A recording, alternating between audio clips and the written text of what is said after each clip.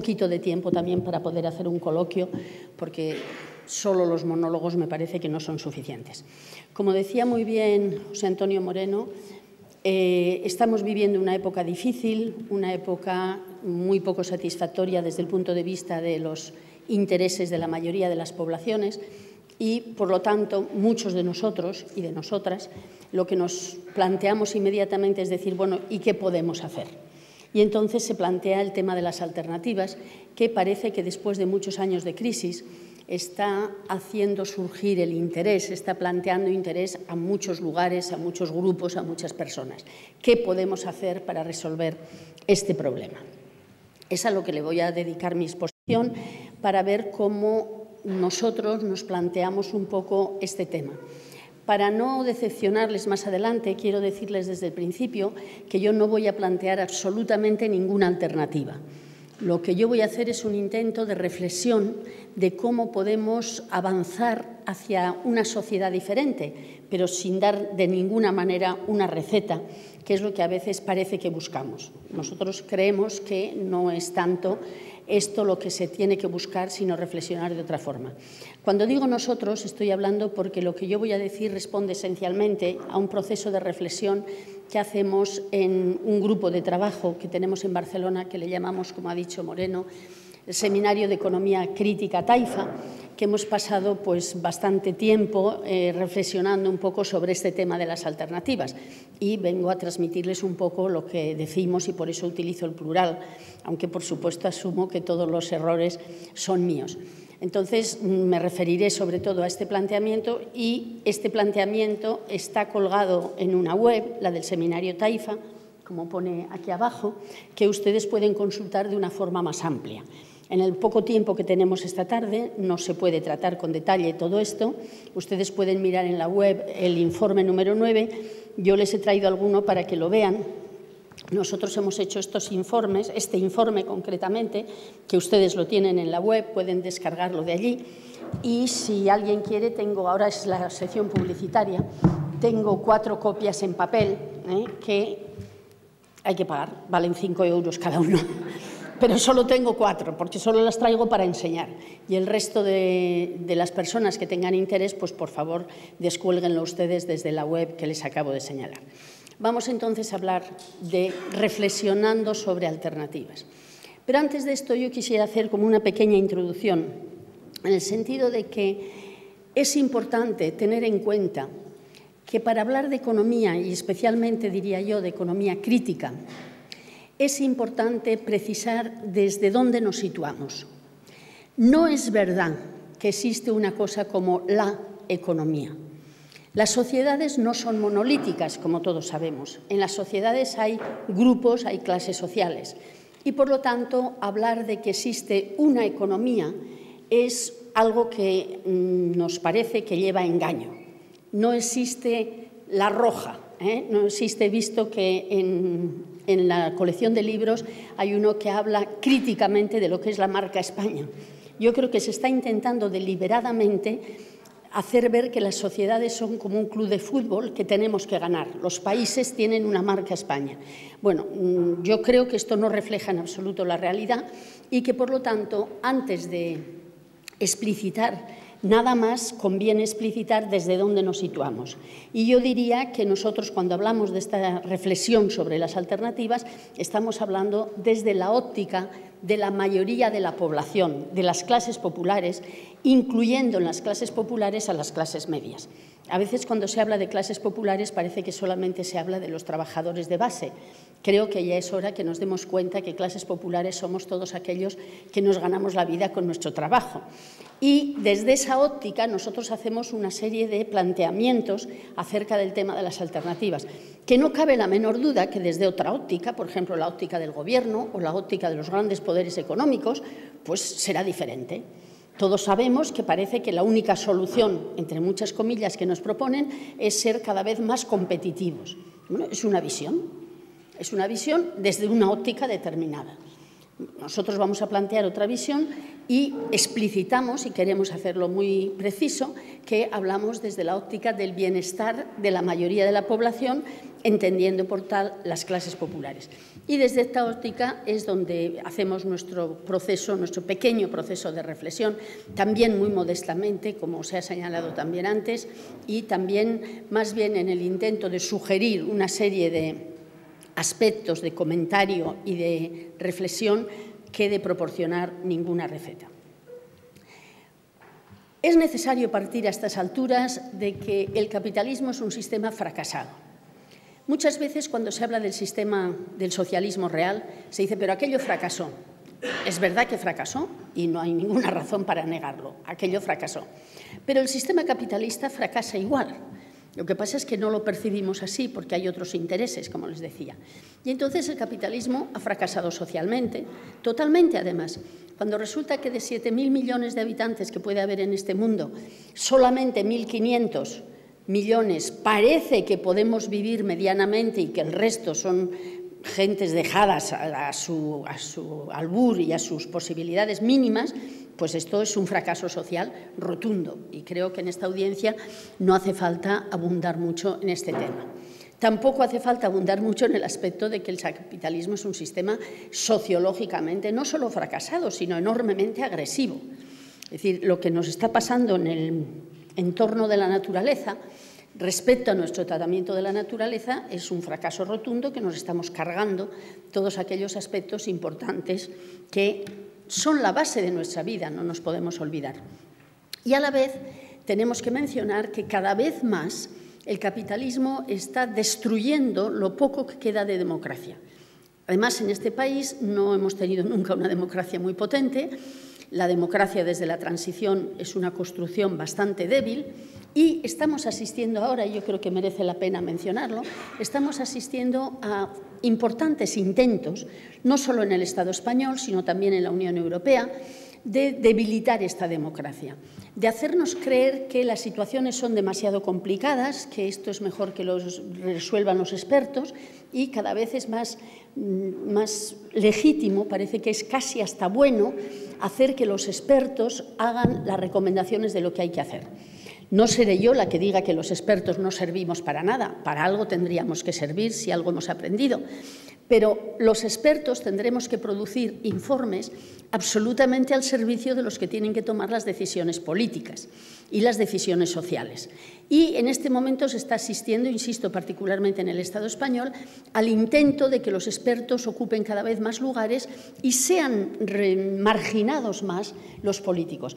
Indudablemente tenemos una clase política impresentable que contribuye a que eso sea así, pero creo que tenemos que ser muy cuidadosos de separar lo que supone la lucha, el ataque a unas instituciones políticas corrompidas completamente de lo que supone la mediación de la política en la sociedad.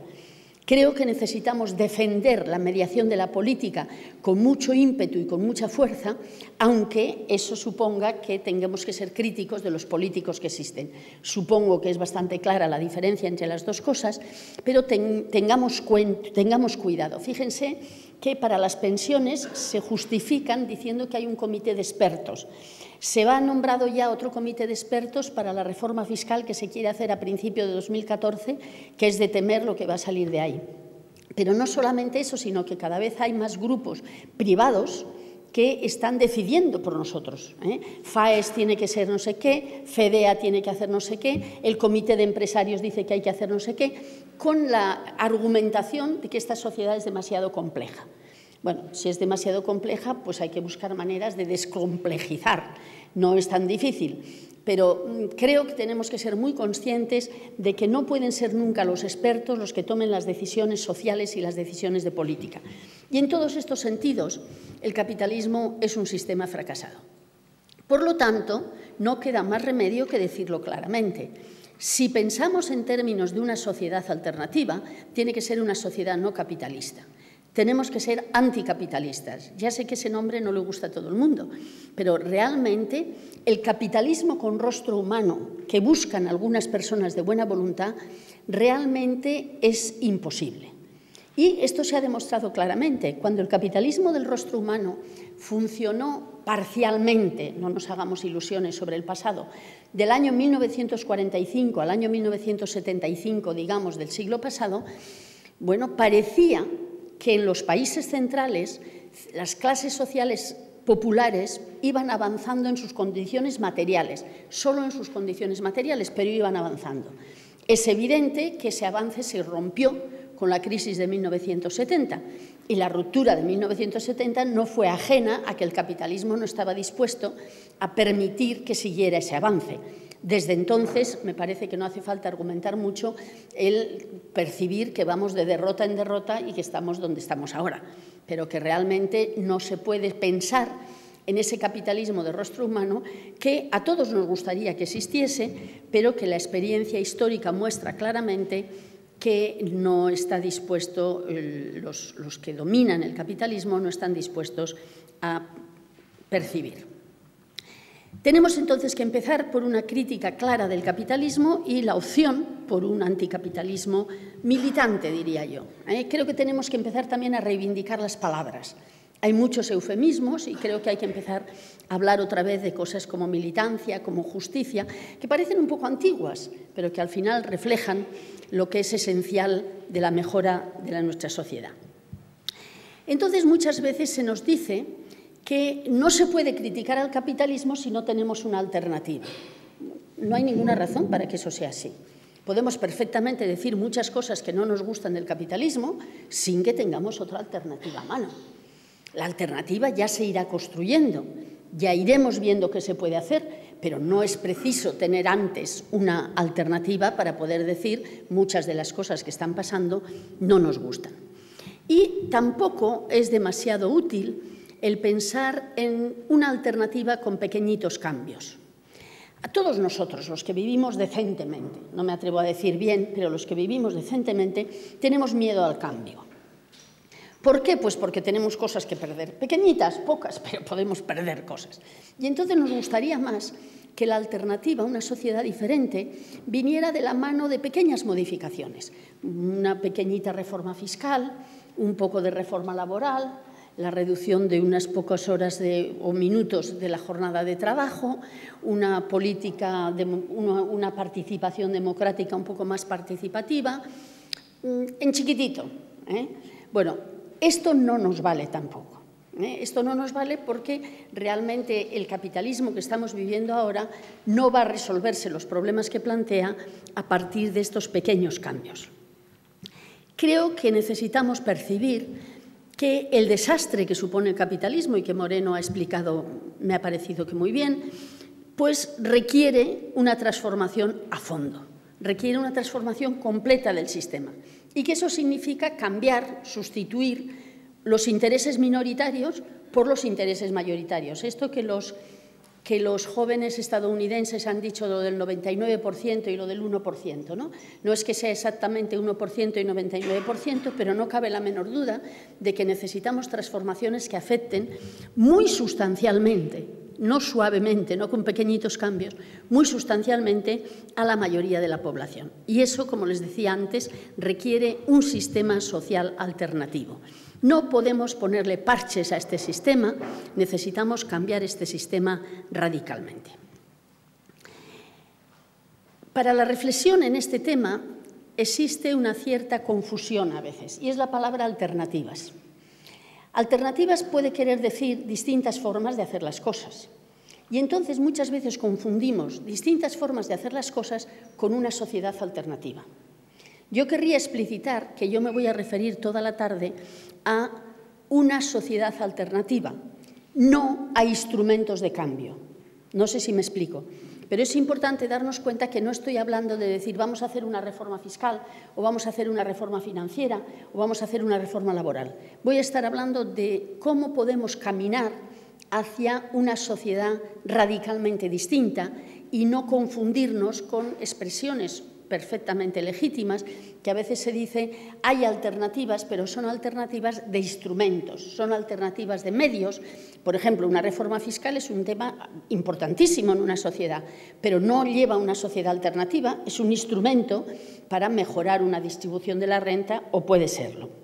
Entonces, No es lo mismo hablar de una sociedad alternativa que de instrumentos alternativos. Y esos instrumentos pueden reflejar medidas y políticas existentes, pero no es lo que yo querría reflejar con la idea de una sociedad alternativa. Y hecha esta aclaración, querría pasar a hablar un poco de cómo podemos avanzar hacia la generación de una alternativa. Porque, aunque insistiré luego sobre ello, supongo que nadie tiene la ilusión o nadie cree en que la alternativa es una cosa que se puede lograr fácil y rápidamente. Necesitamos una transformación global, como les estaba diciendo. Una transformación global que tiene que estar radicalmente fundamentada en la forma de producir la riqueza. Siempre la forma en que se ha producido la riqueza, la forma de producir de la organización material de una sociedad, ha estado en la base de cómo organizar esa sociedad. Y entonces, necesariamente, tenemos que reflexionar sobre cómo generar ese modo de producción. Dentro de un modo de producción como el que tenemos actualmente, basado en la riqueza de unos pocos y en el beneficio privado para esos pocos, es imposible buscar una sociedad alternativa. Pero dentro de este modo de producción tenemos también que reflexionar sobre otros aspectos, como es el aspecto de la relación con la naturaleza, como les decía antes. Necesitamos plantearnos, si queremos una sociedad diferente, cómo vamos a plantearnos una alternativa en esa sociedad diferente. Y, evidentemente, el tema de la tecnología está estrechamente vinculado a la relación con la naturaleza, sin olvidarnos de las relaciones sociales estrictamente vinculadas al modo de producción. Es decir, la forma en que se produce la riqueza va a determinar qué relaciones tenemos entre las personas de esa sociedad y cómo se organiza esto. Y esto es también parte integrante. Lo mismo que la reproducción de la vida cotidiana, que quizá en visiones más tradicionales de lo que es una sociedad alternativa no se tenían en cuenta. Y que, sin embargo, cada vez más, sobre todo a través del trabajo de las feministas, hemos ido percibiendo que no se puede ignorar cuando hablamos de una sociedad alternativa, lo mismo que las concepciones del mundo. En una palabra, que la transformación, como les decía antes, tiene que ser completa y no puede hacerse a través de pequeños productos. Pero nadie nos va a dar un modelo, nadie nos va a decir hay que ir por aquí, estrictamente. Y, de hecho, esto simplemente lo que quiere decir es que la alternativa no es ni un mapa de carreteras, ni un GPS, y para los que somos más veteranos, ni siquiera un gran invento del TVO. Los jóvenes ahora ya no saben lo que era el TVO, pero el TVO era una publicación humorística que tenía inventos. Entonces, no vamos a hacer un gran invento de la transformación, sino que tendremos que ver cómo podemos llegar a través de la alternativa, pero simplemente saber lo que no es una alternativa. E insistir bastante en que esa alternativa no requiere de un proyecto previo. Muchas veces en reuniones como esta nos encontramos diciendo, pero ¿cuál es la alternativa? A ver, denos una alternativa, denos una receta. Bueno, esto es un error. Ningún modo de producción en la historia, ninguna forma de organización social ha tenido un diseño propio. Ni incluso el socialismo real, que parece que se hablaba de la planificación, tampoco tuvo un diseño preciso. Y si nosotros pensamos en el capitalismo, pues no fue a través de un modelo de la Ilustración o del Renacimiento. No había un modelo. El capitalismo va surgiendo de las fuerzas de una sociedad. Ni en la reforma que se hizo en la posguerra de tipo keynesiana fue un plan previo.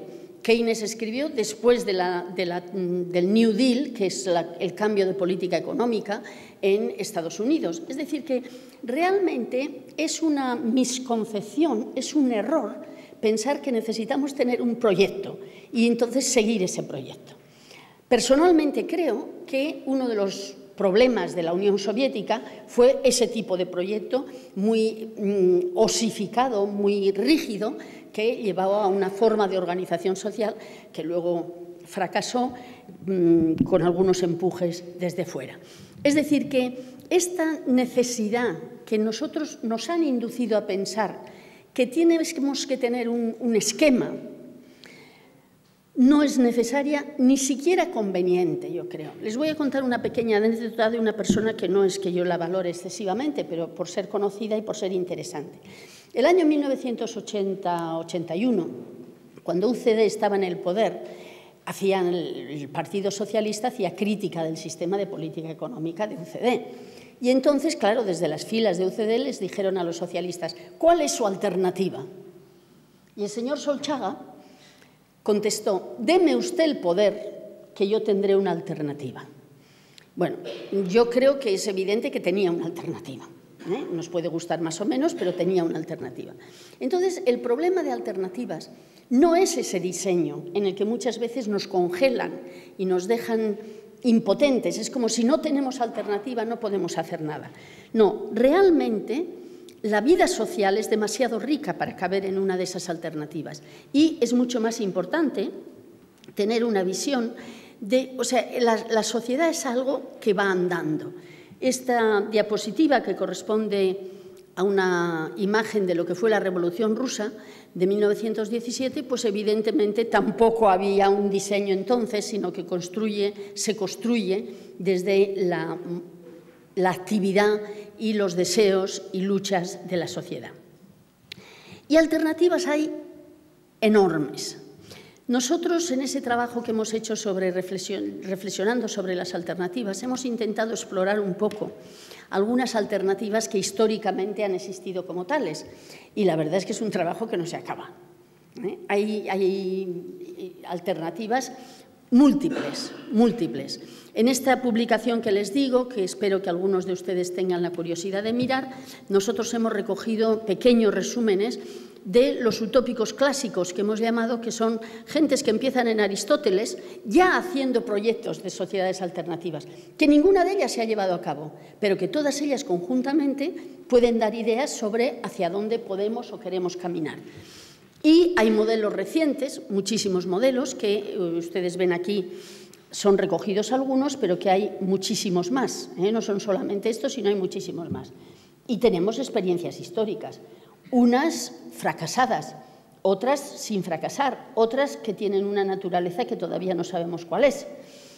Tenemos unos sistemas que existieron y han desaparecido, y en España tenemos unas experiencias parciales de anarquismo que son también de una gran riqueza, buscando alternativas. Es decir, que el hecho de que no hayan sido permanentes o de siempre no quiere decir que no existan alternativas. Y en este momento hay intentos de transformación actuales que cada uno puede evaluar como quiera, pero que hay intentos de cambiar las cosas. Tenemos pues todas los ensayos que están haciendo algunos gobiernos de América Latina, y en el mismo América Latina yo creo que a través de los zapatistas hay también un debate muy interesante sobre cómo poder cambiar las sociedades, transformar la sociedad sin tomar el poder, que esto sí que sería una idea novedosa, porque normalmente la imagen que tenemos es tú tomas el poder y cambias la sociedad. Bueno, pues el debate sobre decir cómo cambiamos la sociedad sin tomar el poder puede ser también muy interesante, porque es verdad que el poder tiene bastantes inconvenientes. Entonces, realmente no es que no haya alternativas. Lo que no hay, o no debe de haber, o no es necesario que haya, es una alternativa. Entonces, el problema es qué capacidad tenemos para llevarlas a cabo. En reuniones como esta, nosotros hablamos de nuestros sueños, muchas veces. Por ejemplo, hay que hacer una reforma financiera, hay que hacer una reforma fiscal, hay que hacer una reforma laboral de cariz distinto de la que se está haciendo.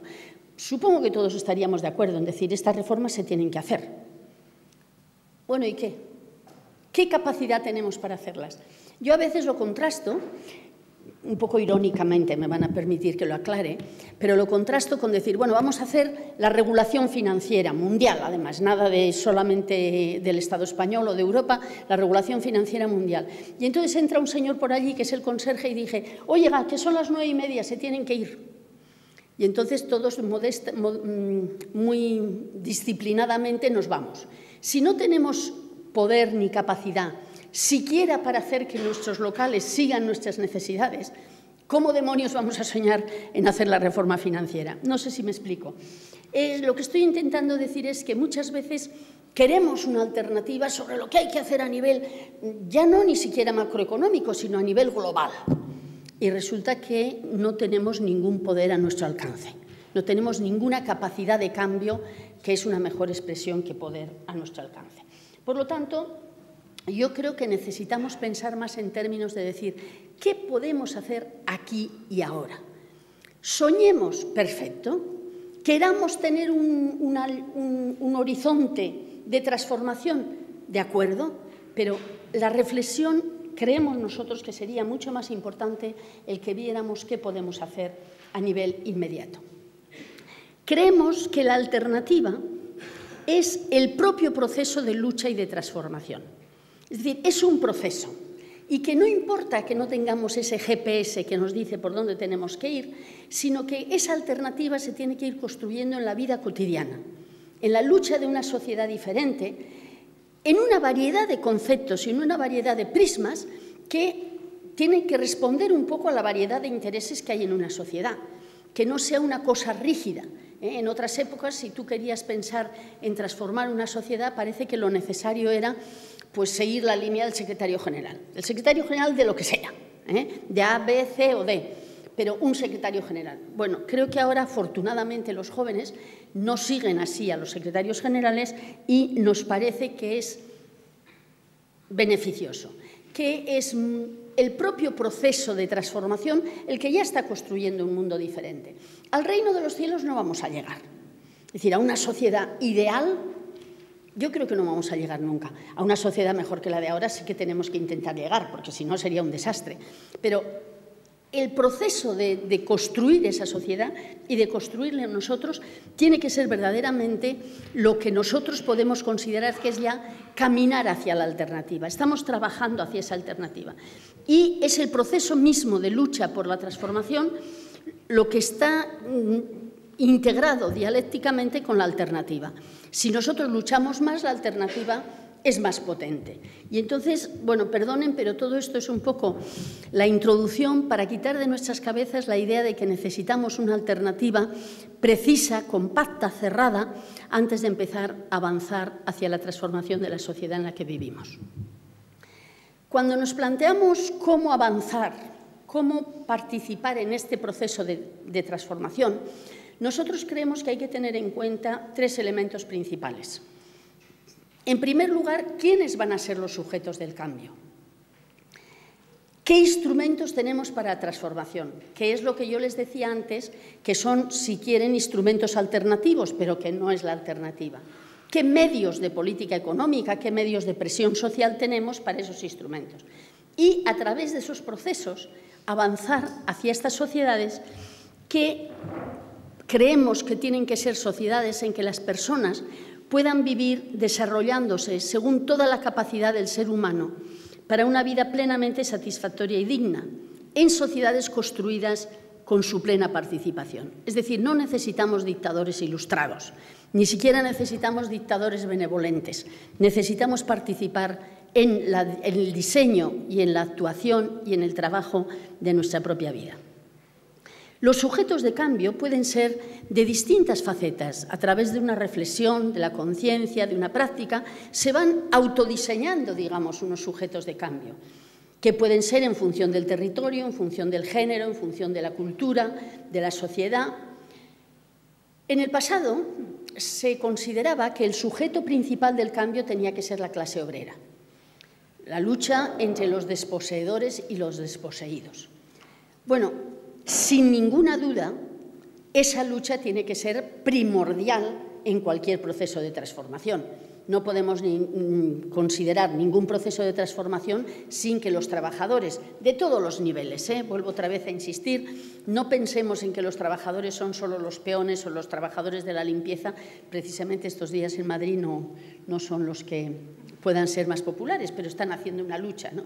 Entonces, evidentemente, esto es fundamental.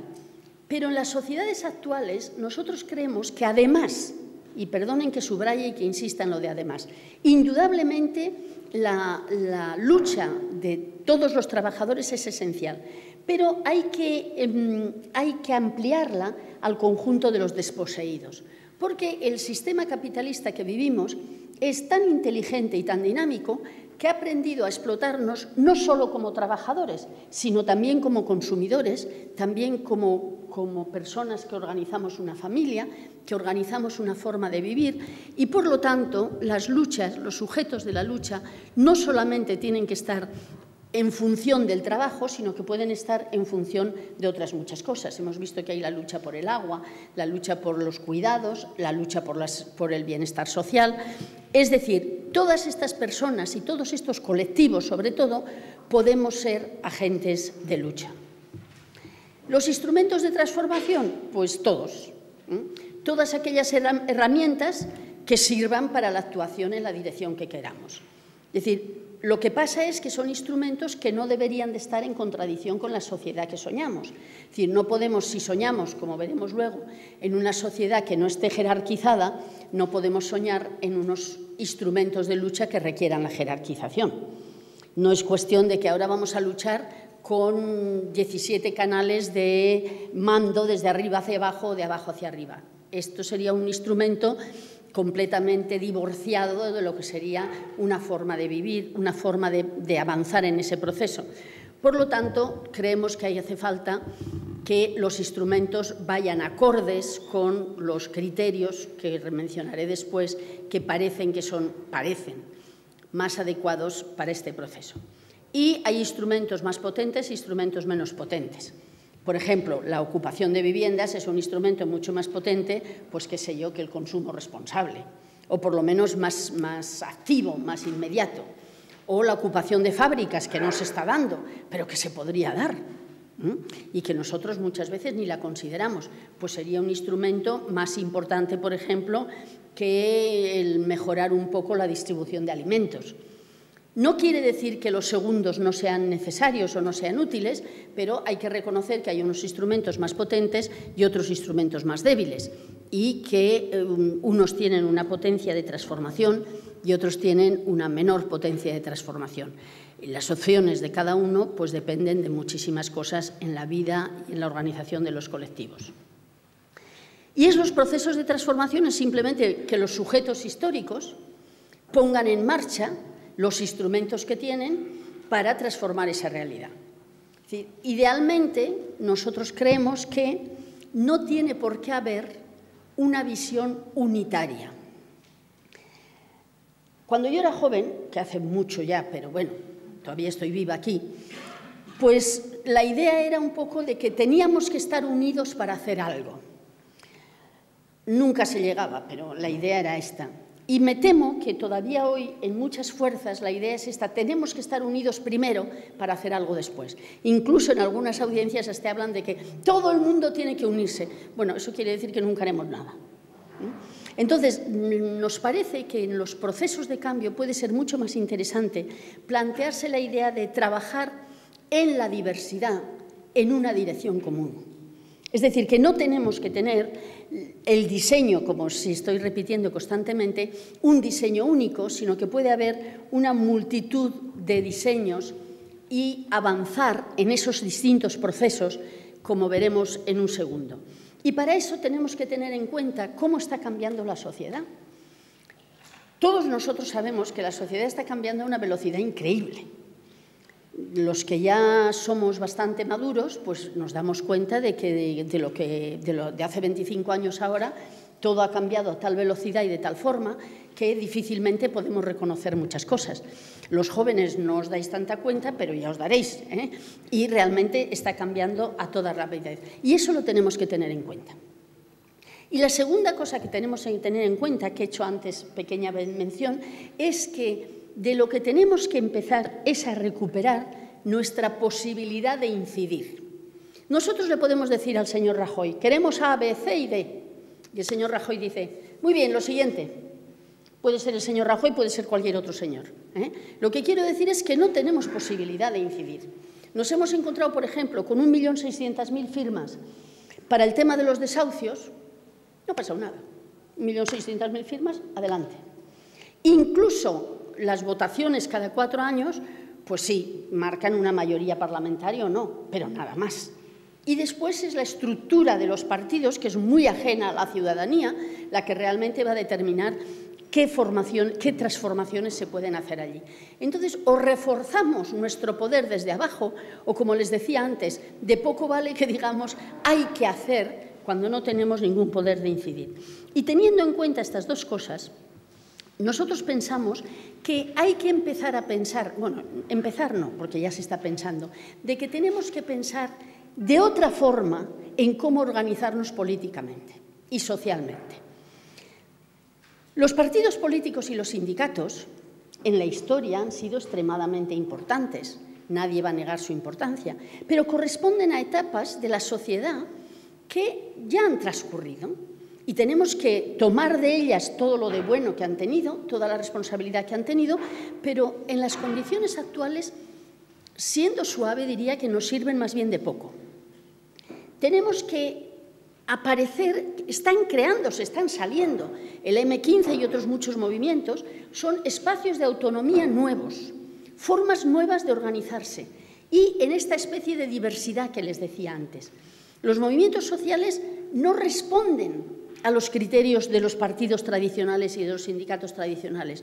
Y hay que tener en cuenta que esto es así y que puede estar ahí el germen de una formación política, de una organización política y social diferente, con mucha más creatividad, sin preocuparse tanto por este poder es mío, el otro poder es mío, simplemente de actuar.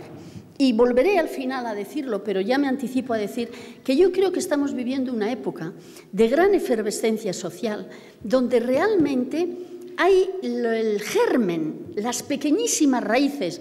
No quiero usar la idea de los brotes verdes porque está tan degradada ya y tan desprestigiada, pero hay los gérmenes, hay como las raíces, las semillas de toda una nueva forma de actuar socialmente y políticamente, dándole mucho más peso a lo social que a lo político probablemente, que en este momento no tiene una versión política potente, pero que no tiene por qué pensarse que no va a tenerla y que se llegará también de una manera diferente.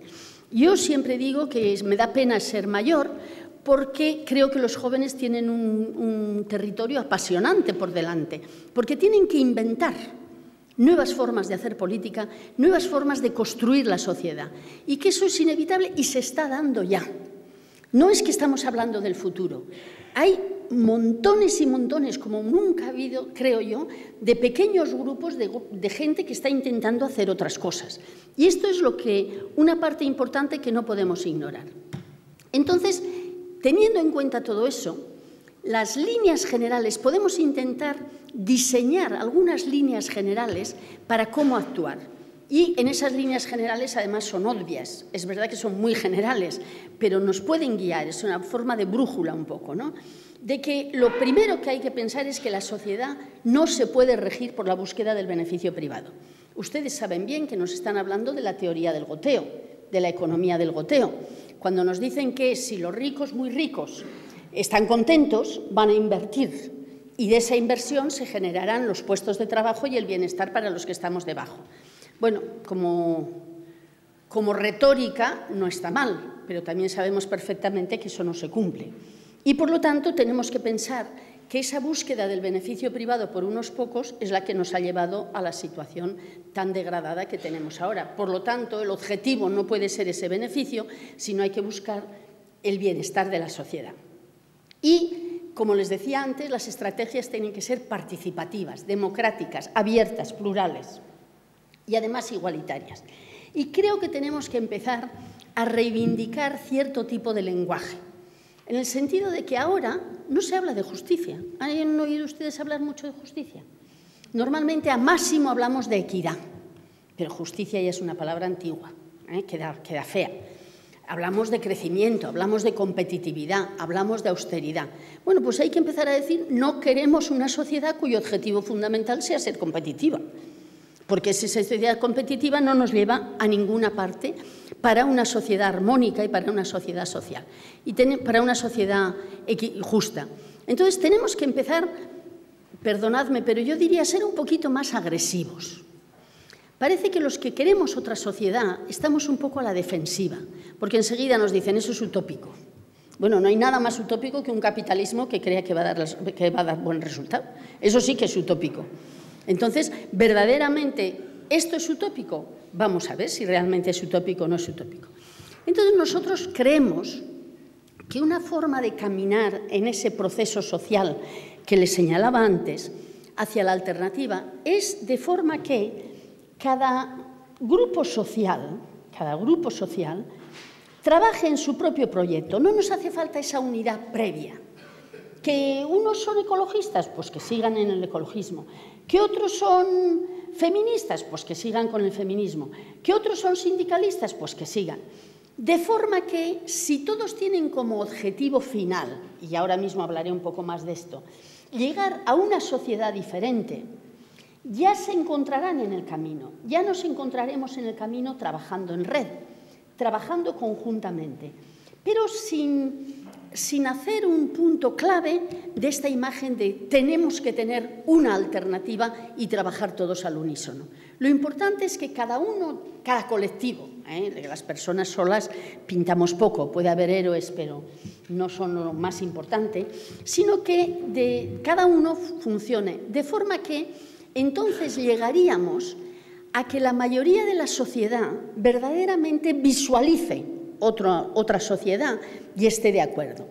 Yo he aprendido mucho en el poco trabajo que he hecho en algunos países latinoamericanos. Me impresionó mucho mi experiencia de Nicaragua y me voy a permitir contársela en 2 minutos.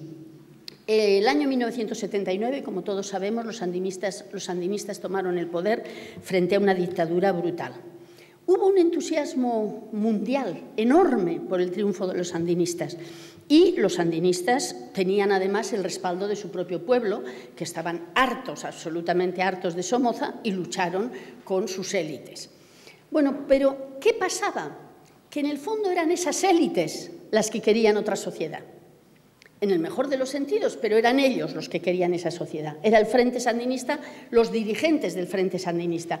Y el pueblo lo que quería era vivir un poquito mejor, pero no pretendía otra sociedad. Aparte de la lucha de la contra de Estados Unidos, bueno, todas esas cosas que sabemos. ¿Qué pasó? Que como la voluntad de una sociedad alternativa, que no es solo los aspectos económicos, no estaba arraigada, en el momento que ese bienestar económico que la gente esperaba no pudo venir de manos del gobierno del Frente Sandinista, la gente se desencantó. Y en las primeras elecciones democráticas que hubo, votaron a la señora Chamorro, que era la representante de la derecha.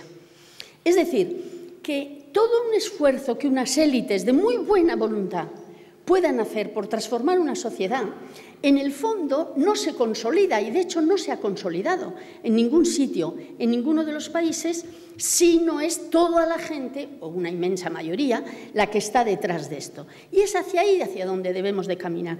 Yo creo que si todos trabajamos con este objetivo de una sociedad alternativa en la diversidad de proyectos, entonces lo que resulte, que no será este final, sino será un camino, lo que resulte estará consolidado, anclado en las bases de la sociedad y, por lo tanto, será mucho más sólido.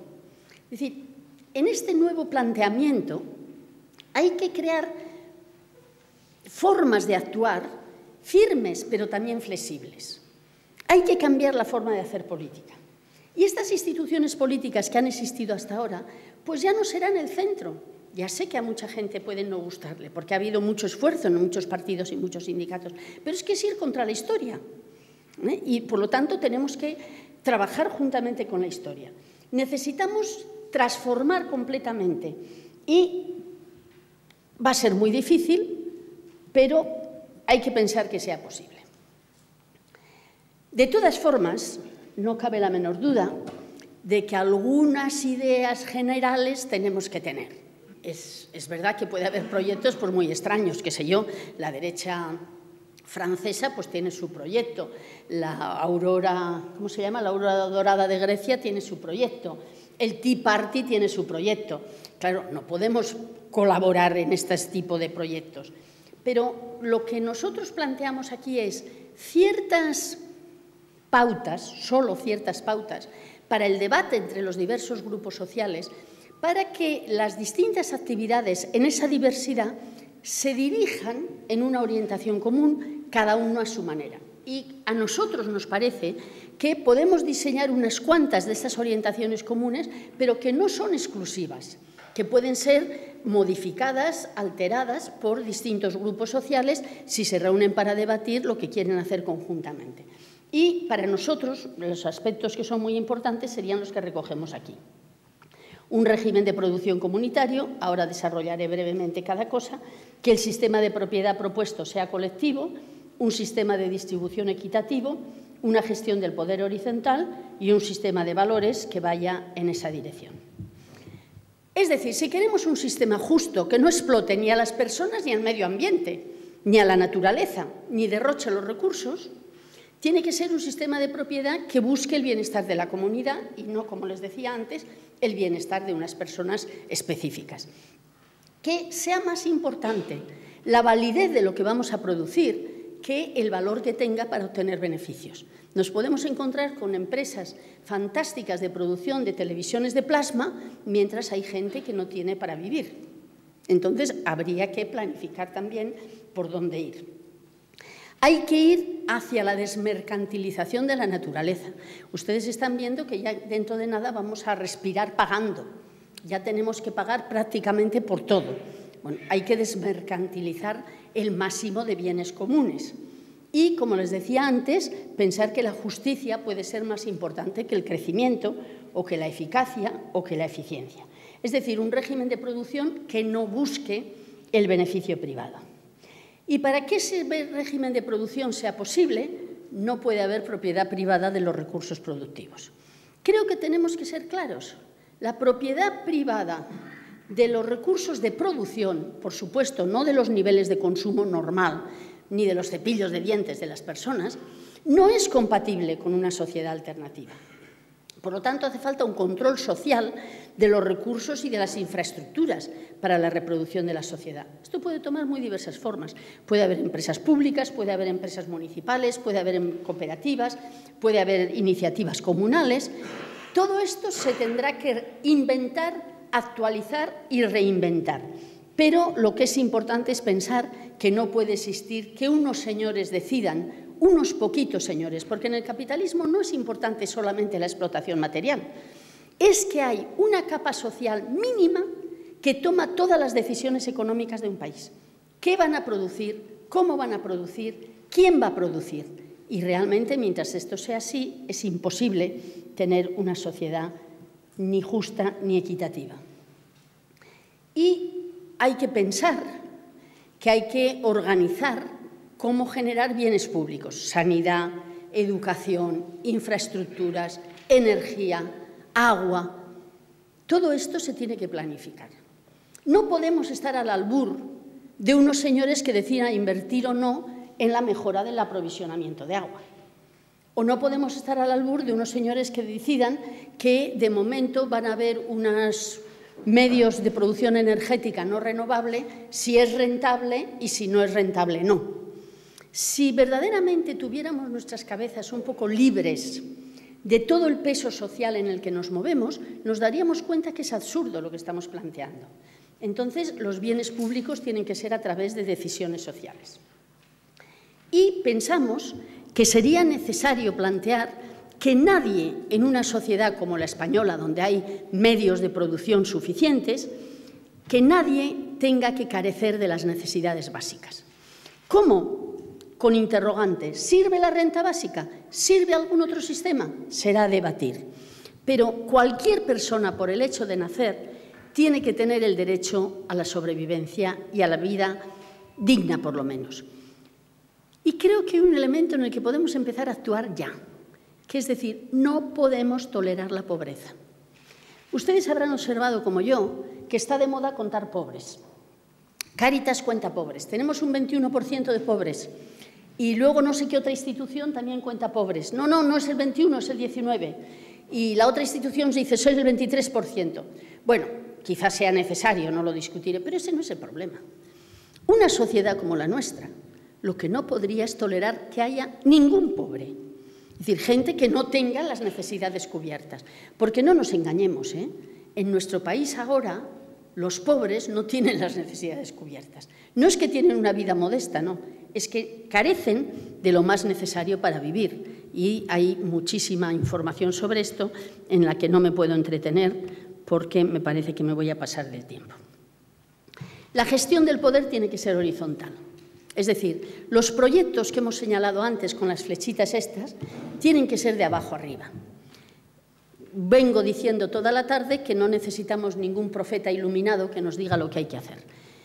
Habrá que inventar otra vez formas de organización social que puedan detectar qué se quiere hacer y la transmitan a los otros organismos que pueden tener otras capacidades. Pero realmente la gestión del poder tiene que ser igualitaria, abierta, plural y no jerárquica. Y, sin embargo, en nuestras propias organizaciones muchas veces tenemos esto. No, yo tengo el presidente, el vicepresidente, el secretario, el otro el secretario. A ver, pueden hacer falta, pero a lo mejor no hace falta que estén tan establecidos tan jerárquicamente, sino que haya funciones que se tienen que cumplir y no nos acostumbremos tanto a tener todo este planteamiento de una sociedad jerarquizada. Y vuelvo otra vez al tema de que no podemos dejar que sean los responsables técnicos los que tomen las decisiones. No podemos sustituir a la ciudadanía por técnicos. Las decisiones tienen que ser sociales y políticas. Y los técnicos sí que tienen que trabajar, pero son personas subordinadas a las decisiones de los políticos. Los expertos tendrán que decir, mire, esto tiene estas consecuencias, estas consecuencias, estas consecuencias. Además, creo que en esta audiencia no hará ninguna falta decir que los expertos de neutrales no tienen nada. Los expertos trabajan para los intereses que les pagan o los que ellos deciden trabajar para ellos, pero en su mayoría para los intereses que les pagan. Seguro que un ingeniero que trabaja para el señor Botín es completamente un experto diferente de un ingeniero que trabaja para una asociación de vecinos popular, o que un economista que trabaja para el Banco de Vizcaya es distinto de un economista que trata de poner sus conocimientos al alcalde de la población. Y, por lo tanto, creo que es muy importante que tengamos una sana desconfianza de los expertos, que trabajen, sí, pero revisados por las evaluaciones sociales y las evaluaciones políticas. Y, finalmente, todo este sistema requiere cambiar los valores. Lo he puesto en último lugar porque hay un poco la tendencia a decir no, tenemos que cambiar cada uno de nosotros y cambiará la sociedad. No es eso lo que queremos decir nosotros. Una sociedad determina también muchas estructuras de pensamiento que hacen más fácil o más difícil el cambio. Es decir, el ser cada vez más bueno cada uno no quiere decir que la sociedad va a cambiar sustancialmente. Hacen falta unas estructuras. Pero dentro de esas estructuras, una parte importante es tener valores distintos. Es decir, pensar en un bienestar social y colectivo y no a ver cuánto dinero podemos ganar cada uno de nosotros, o a ver cómo me puedo escabullir más de Hacienda, o a ver cómo puedo hacer para trabajar menos. Lo que se trata, y hemos puesto aquí al Che Guevara porque verdaderamente lo dijo muy claro, es de crear un hombre y una mujer nuevos. Pero esto no basta, esto tiene que ser dialéctico con la creación de estructuras. No sé si me explico. Esta idea tan cristiana, por otra parte, de que si somos buenos la sociedad mejorará, pues sí, pero muy despacio. Y además sí, pero no mucho. Y entonces creo que tenemos que combinar las dos cosas y que es muy importante generar nuevos valores y crear una cultura de una nueva sociedad, de una forma de pensar y de hacer diferente a la que hemos tenido hasta ahora. Voy rápido, me voy a saltar algunas cosas. ¿Por dónde empezar? Pues, como les decía antes, nosotros decimos creando ámbitos de autonomía. ¿Qué quiere decir? Pues que cada uno de nosotras y nosotros generemos, busquemos colectivos con los que creamos que tenemos cierta afinidad y que vayan en la dirección de la transformación. No que vayan en la dirección de querer humanizar el capitalismo, porque ya les he dicho desde el principio que eso no va a funcionar y no está funcionando, sino cómo podemos transformar el capitalismo. Y entonces empezar a trabajar en aquel colectivo que nos parece necesario.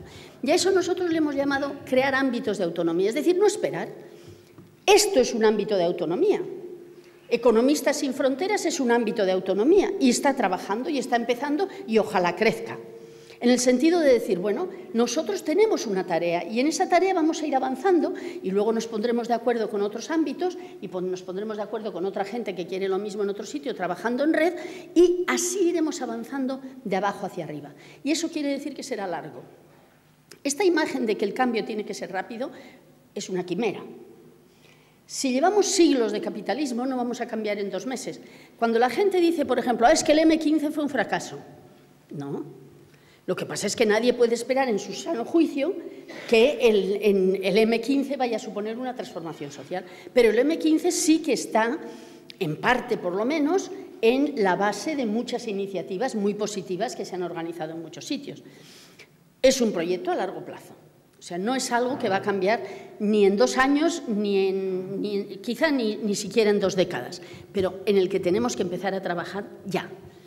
Y además esto permite que trabajemos todos. O sea, no hace falta que te apuntes a una cosa que no te guste.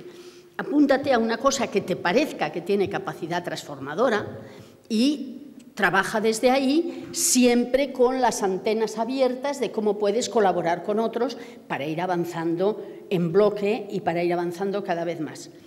Y luego ya discutiremos por dónde vamos unos y otros. Nosotros pensamos, por ejemplo, que esto nos permitiría, suponiendo que esta es la situación actual, la lucha de los movimientos sociales por una transformación, quizá llegue un momento en que haya unos movimientos que queramos otra sociedad, que digamos, bueno, luchamos por un anticapitalismo fuerte. Puede haber otros que digan, bueno, nosotros no queremos un anticapitalismo, queremos humanizar el capitalismo. Yo ya les he dicho que a mí me parece que eso es inviable, pero tengo todo el respeto por los que crean esto. Y entonces decir, bueno, pues si estamos por aquí, hasta aquí podremos ir juntos. Ya discutiremos luego. Pero trabajemos ya. Hay multitud de iniciativas en las que podemos trabajar independientemente de qué tipo de transformación sí. Evidentemente que queremos otro tipo de transformación. Por ejemplo, qué sé yo, la plataforma de los desahucios, contra los desahucios. Pues sin ninguna duda no nos exigen desde ahora que digamos si queremos ir contra otra sociedad o no. Evidentemente, al ir contra la propiedad privada ya se está yendo hacia otra sociedad, pero ahí pueden tomar parte muchísima gente. O la plataforma por la iniciativa legislativa popular por la renta básica, o la lucha a favor de la mejora de la sanidad, la recuperación de la sanidad, la recuperación de las pensiones, la recuperación de la educación. Por todo esto podemos luchar sin necesidad de tenerlo todos juntos. No, ¿vamos a luchar por esto? Adelante. Y entonces esto nos permite trabajar a todos nosotros con bastante interés. Y si eso es así, todos los que estamos aquí y más, si tenemos una voluntad de transformación, pues son movimientos válidos. Como les decía antes, unos tienen más fuerza, otros tienen menos fuerza, pero lo importante es luchar en la dirección, en la participación, diría yo, de un proceso de cambio en el que realmente pretendemos un sistema que no sea como este. En todo esto se quedan miles y miles de temas sin tocar. Ustedes entenderán que en una tarde no podemos hacer todo este programa, es simplemente avanzar algunas ideas y más cuando tengo 10 minutos solo para terminar. Pero hay algunos temas que quedan, que ya se hablarán. El primero es decir, bueno, ¿hay que tomar el poder o no hay que tomar el poder? Muchos de nosotros creemos que habría que intentar no tomar el poder, porque además, de momento es inviable. De momento no soñemos con esto. Soñemos en qué podemos hacer donde estamos. Si un día se pudiera tomar el poder, habría que discutirlo, porque el poder tiene muchas pegas. Pero es un debate que queda abierto. Yo creo que podemos seguir trabajando muchísimo por una transformación de fondo sin necesidad de aclarar esto todavía. Hay unos autores que dicen que hay que tomar el poder, otros autores que hay que cambiar el tipo de Estado, otros autores, como les decía antes, que hay que luchar por la transformación sin tomar el poder. Es un debate que queda. Ahí tenemos la tradición anarquista de tanta riqueza en el Estado español que se puede recuperar en muchos aspectos. Pero hay un tema que a mí por lo menos me preocupa más, que es la resistencia de los poderosos. Supongo que todos nosotros que estamos aquí queremos una transformación social sin violencia. No queremos ser violentos. Pero el problema es, ¿nos van a dejar? Es decir, si esta idea de transformación avanza, si la idea de organizaciones múltiples trabajando conjuntamente avanza, ¿nos dejarán? Los poderosos no son demasiado proclives a ello. Quizá nos tengamos que plantear cómo defendernos. Bueno, pues ya tendremos que planteárnoslo. ¿Es necesario ahora una discusión enorme sobre si vamos a responder con violencia a la violencia o no? pues si alguien lo cree necesario, que lo haga. Pero para poder trabajar hoy, aquí y ahora, no parece necesario, en que entonces nosotros lo dejamos abierto. Eso no quiere decir que no pueda haber este tipo de debates. En definitiva, y para que quede más bonito, pues que nosotros visualizamos un poco el futuro como el intento de convergencia de todas las gentes que luchan por la transformación, de formas diferentes, como pequeños arroyos. Los economistas sin fronteras han dicho, somos pequeños y modestos.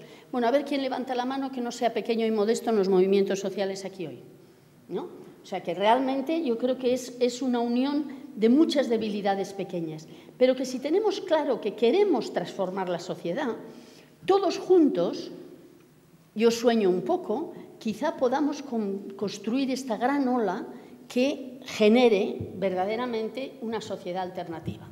Porque si no tenemos esa sociedad alternativa, vamos a la barbarie.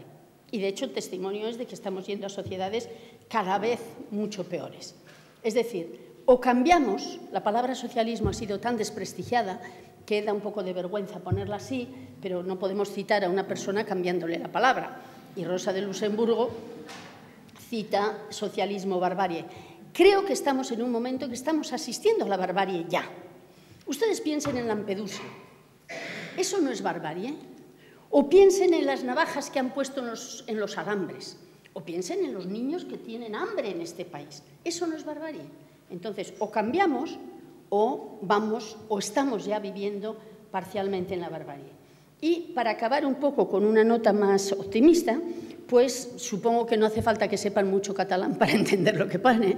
Es verdad que lo que necesitamos es luchar a pie de calle, luchar desde abajo y luchar juntos para avanzar en este proceso que en sí mismo constituye ya una alternativa.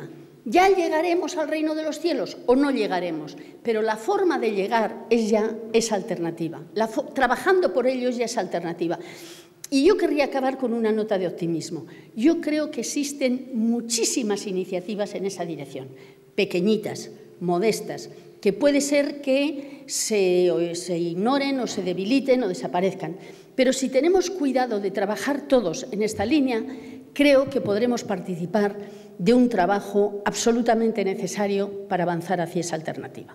Muchas gracias.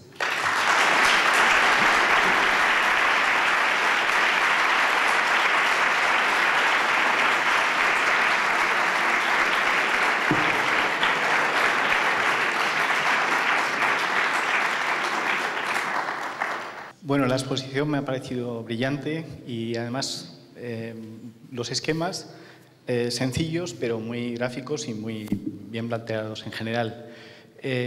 Hay algo que en ese doble camino que nos encontramos, yo tengo muy claro que voy por el de arriba, pienso que tiene que haber una transformación enorme, pero y además sí he estado quizá llegando a ese momento y trabajando pues, por la posible transformación y sinceramente tengo claro que no. Pero es que estamos planteando el cambio del capitalismo, estamos hablando de capitalismo. Pienso que no es un tema simplemente de hablar de capitalismo en sí, sino de sistema monetario o sistema no monetario. Y ahí viene también uno de los temas por los que yo, sobre todo al final, me he desanimado bastante con la exposición, porque creo que no es un tema de luchar contra nadie, ni de tener poderosos y no poderosos. Y tampoco pienso que efectivamente la unidad sea una unidad en la que todos tenemos que estar juntos y pensando lo mismo. Creo que efectivamente la diversidad es fundamental. Pero lo que sí que es cierto es que a nivel energético, a nivel de la creación de la naturaleza en sí, sí que somos una unidad. Yo soy usted, usted es yo, y yo soy esta silla también, y soy la atmósfera en la que estoy. Entonces, el concepto de lucha no existe, sino el de colaboración para realmente generar una sociedad mejor. En ese sentido también, por último, y ahí es la pregunta, si yo estoy buscando un sistema no monetario y quiero ser coherente también con uno de los puntos en los que dice no utilices herramientas que no sean coherentes con tu objetivo, mi situación actual es compleja. Y mi situación actual es compleja. Y yo entiendo, como dice, que no sé cuál es el camino y no me extraña, es normal, pero si me dan luces, pues le agradezco. Bueno, perdone que yo discrepo. Desgraciadamente tenemos que luchar contra el capitalismo. Ellos mandan. No es una fuerza amorfa. A usted cuando un empresario le dice le voy a rebajar el 30% el salario, si es usted el empresario, usted está rebajando el salario de otros. Bueno, y esto es grave. Y sobre todo usted está tomando una serie de decisiones que, no digo en su caso personal, pero en conjunto la clase empresarial toma las decisiones para ganar dinero.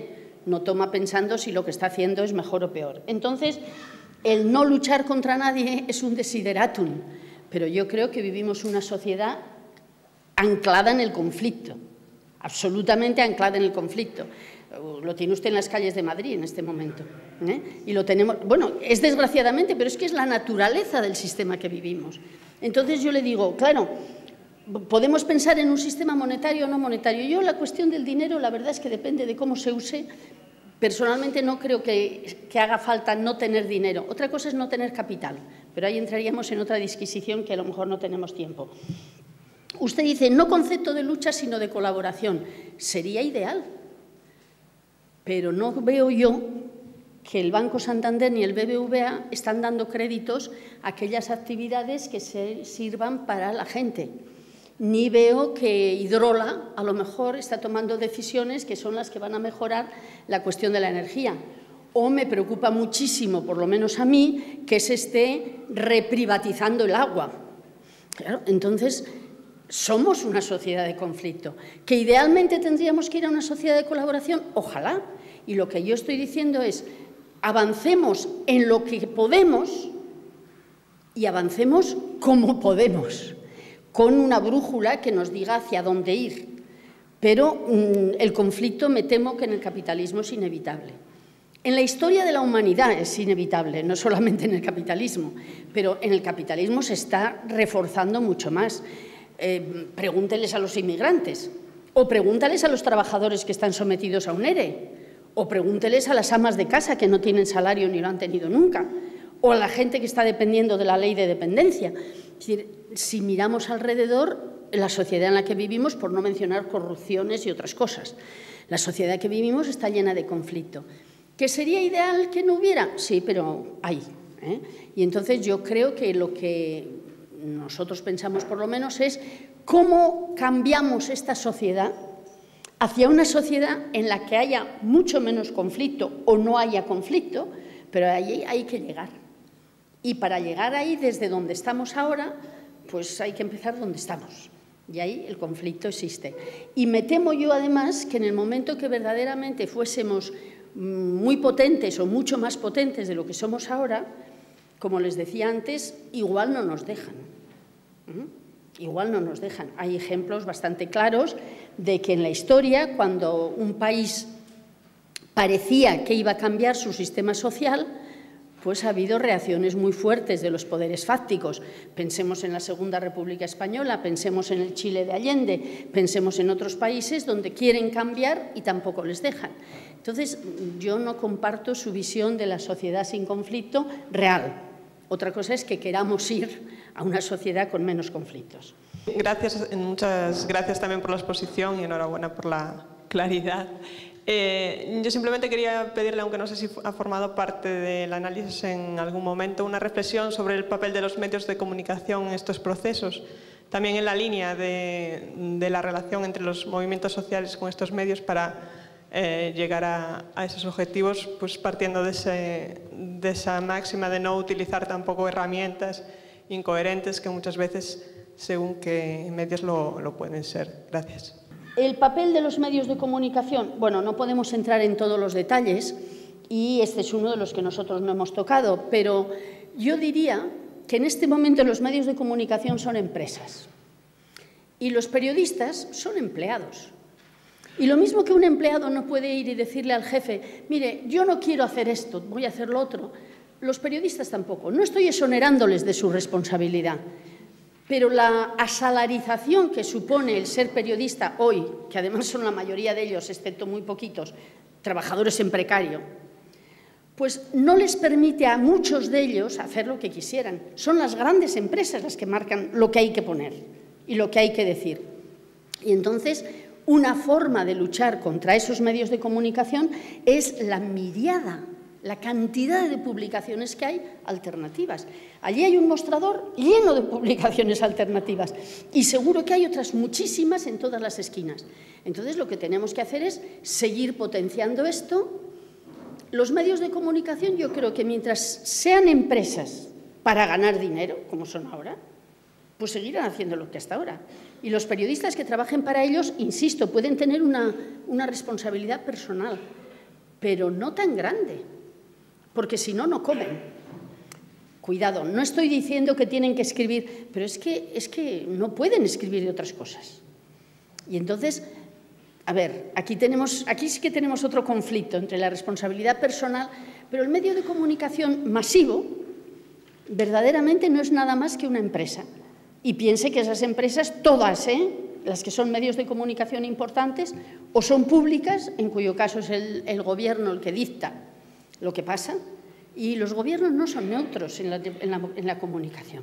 Ustedes tienen el ejemplo de Telemadrid, está Valencia, está la tele de Cataluña, están todas las teles, responden a los grandes criterios del gobierno y de los poderes económicos. Y eso, mientras haya capitalismo, será así.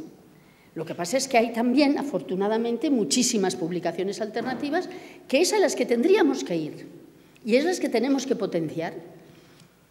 Tenemos que terminar.